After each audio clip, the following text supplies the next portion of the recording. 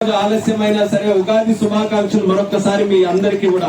సరికొత్త సంవత్సరంలో అడుగు పెడుతూ మొట్టమొదటి కార్యక్రమం మన హరిశ్చంద్రపురంలో జరగడం అనేది నాకు చాలా విశేషంగా నేను భావిస్తున్నాను. ఈ సందర్భంగా ప్రతి ఒక్కరికి కూడా మరొకసారి అభినందనలు. గత 2 నెలలే కాదు, 2 సంవత్సరాలే కాదు, 20 సంవత్సరాల నుంచి ఒక కోరిక. హరిశ్చంద్రపురం స్టేషన్ అనేది విశాఖపట్నం నుంచి మళ్ళీ బరంపూర్ వరకు చూసుకుంటే హైవే పక్కన ఉన్నటువంటి ఏకైక స్టేషన్ మన హరిశ్చంద్రపురం స్టేషన్. అటువంటిది రైలు హైవేస్ అంత బ్రహ్మాండంగా డెవలప్ అయ్యాయి. ఆ పక్కనే ఉన్నటువంటి హరిశ్చంద్రపురం డెవలప్ కాలేదని మనసులో ఎంతో మందికి ఉండేది. అటువంటిది ప్రత్యేకమైనటువంటి దృష్టి పెట్టి నేను పార్లమెంట్ సభ్యుడిగా అయిన తర్వాత అచ్చెన్నాయుడు గారి తాలూకా గైడెన్స్ తీసుకొని అంచెలంచెలుగా ఈ స్థాయి వరకు కూడా హరిశ్చంద్రపురం స్టేషన్ తీసుకొని వచ్చాం. గర్వంగా ఈ సందర్భంగా తెలియజేస్తున్నాను. 12 సంవత్సరాల క్రితం ఫోటోలుంటే ఒక్కసారి స్టేషన్ ఎలా ఉందో చూసి ఈ రోజు స్టేషన్ ఎలా ఉందో చూస్తే ఎంత అభివృద్ధి జరిగిందో స్పష్టంగా మీ అందరికీ కూడా కనబడుతుంది. ప్లాట్ఫామ్ ఈ హైట్ లో ఉండేది కాదు, గతంలో కిందకుండేది. అంటే ట్రైన్ నుంచి గెంతాలి కిందకి దిగాలనంటే ప్లాట్ఫామ్ హైట్ పెంచాం. అలాగే ఆ సైడ్ నుంచి ఈ సైడ్ కి రావాలనంటే ఒక బ్రిడ్జ్ కావాలన్నారు.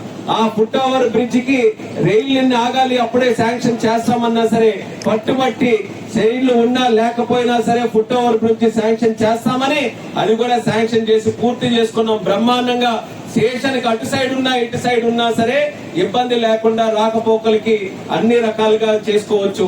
ప్లాట్ఫామ్ లో కూడా చేయించాం. అలాగే ఇక్కడ ఉన్న షెల్టర్ బిల్డింగ్ ని కూడా చక్కగా తయారు చేశాం. అయితే దీనితో పాటు స్టాపుల గురించి కూడా ఎన్నో సందర్భాల్లో మీరు రిక్వెస్ట్ చేశారు. అయితే మొన్న తెలారికి ఒక స్టాప్ వచ్చినప్పుడు తెలారి ప్రాంత ప్రజలందరికీ పిలిస్తే అంతకు తోడుగా హరిశ్చంద్రపురం ప్రజలు వచ్చి మమ్మల్ని వెనక్కి పెట్టద్దు, మేము కూడా ఉన్నాం, మాకు ఖచ్చితంగా స్టాప్ కావాలని మీరు చెప్పారు.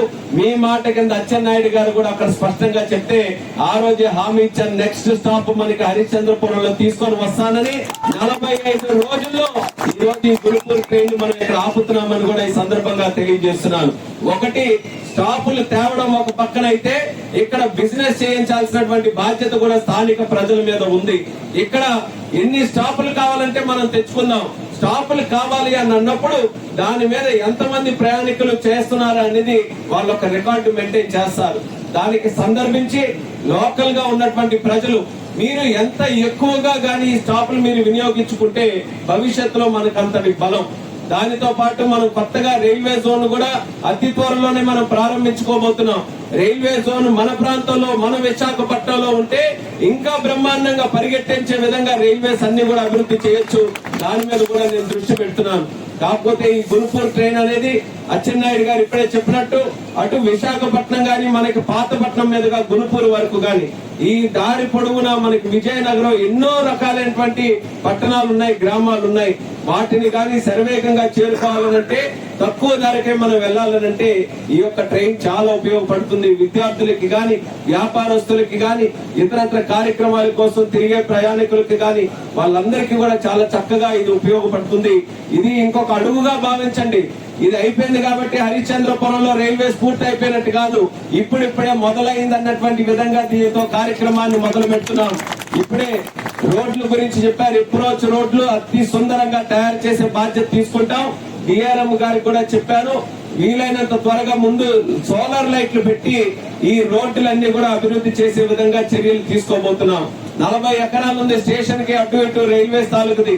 1 నెల రోజుల్లో టెండర్ వేయించి స్థానికంగా ఎవరైనా ఉంటే ముందుకు కూడా రావచ్చు. వేర్ హౌసింగ్ గతి శక్తి టెర్మినల్ ఇక్కడ నిర్మించబోతున్నాం. ఒక గుడ్ షెడ్ గాని వేర్ హౌసింగ్ గాని లేకపోతే ఏదైనా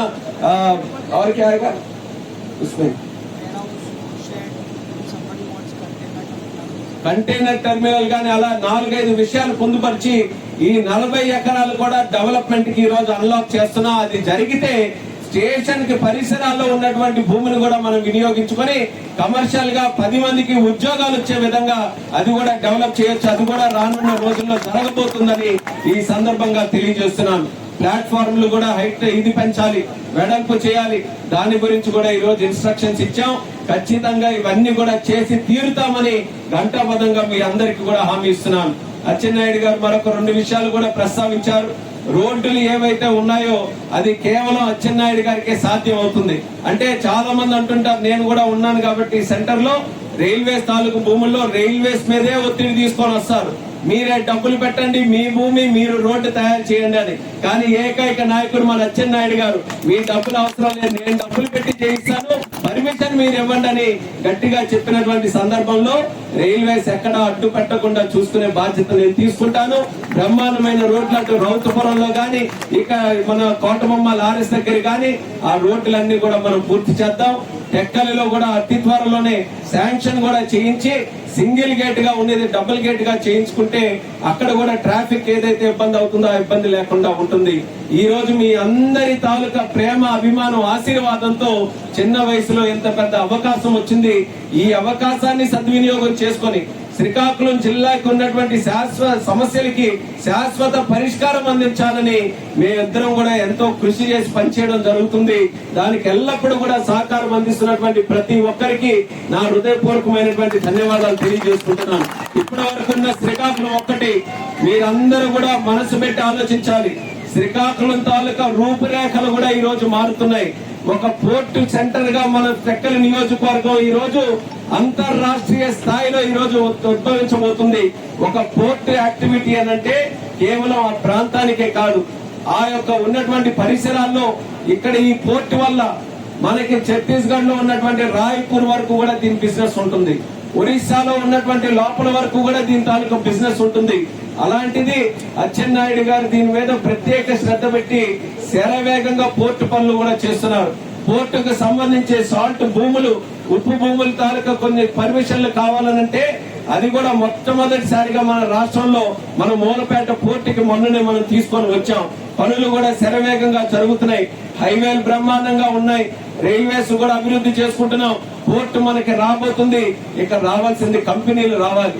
కంపెనీలు కూడా మన ప్రాంతానికి ఒకటి తర్వాత ఒకటి రావడానికి అచ్చెన్నాయుడు గారు కూడా ముఖ్యమంత్రి గారితో తరచూ మాట్లాడి, లోకేష్ అన్న గారితో మాట్లాడి, ఎందుకంటే మనం కూడా ఒక హామీ ఇచ్చాం, రాష్ట్రంలో 20 లక్షల ఉద్యోగాలు చేస్తామని. ఖచ్చితంగా చేసి తీరుతాం, ఇది కూడా రాసి పెట్టుకోండి అని సవాల్ విసురుతున్నారు. ఎందుకంటే ఈ రోజు బ్రాండ్ ఆంధ్రప్రదేశ్ అంటే అంతర్జాతీయ స్థాయిలో ప్రతి ఒక్క కంపెనీ కూడా భారతదేశం రావాలని చూస్తుంది. భారతదేశంలో మళ్ళీ ఆంధ్రప్రదేశ్ రావాలని చూస్తుంది. గూగుల్ తాలూకా పెట్టుబడి $15 బిలియన్ అంటే 1,36,000 కోట్ల రూపాయలు ఖర్చు పెట్టి అడుగు దూరంలో ఉన్నటువంటి విశాఖపట్నంలో ఐటీ సెంటర్ లాగా ఎస్టాబ్లిష్ అవుతుంది. అలాగే ఆర్సిలార్ మిట్టల్ తాలూకా స్టీల్ ప్లాంట్, మరొక పెద్ద స్టీల్ ప్లాంట్ 80,000 కోట్ల రూపాయలతో 23న ముఖ్యమంత్రి గారు దాన్ని కూడా శంకుస్థాపన చేయబోతున్నారు.